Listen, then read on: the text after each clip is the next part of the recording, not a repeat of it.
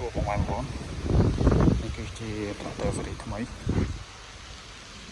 នេះគឺជា L52 28សិនចឹងត្រាក់ទ័រនេះគឺទឹកនឹងចម្រាញ់ចេញមកទេ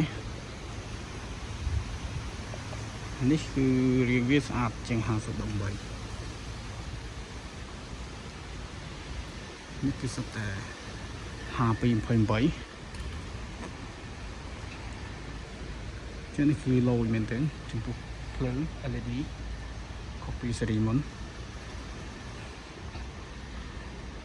នេះគឺជា L52 គឺប្រើប្រភេទ LED រូបរាងអីគឺមុនជាង58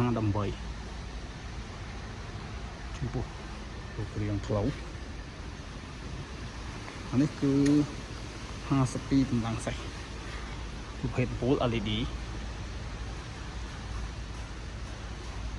ឆ្វេងស្ដាំគឺមានទាំងអស់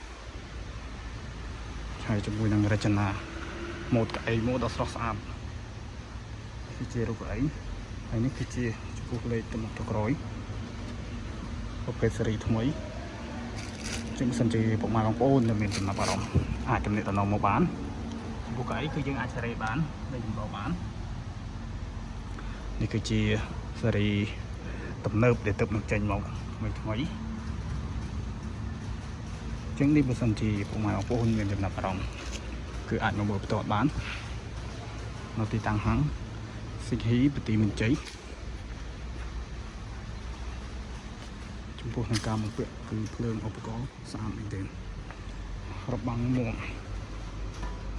ខុសពី58ចឹងបើសិនជាពុកម៉ែបងប្អូនមានតម្រូវការគឺអាចមកមើលបាន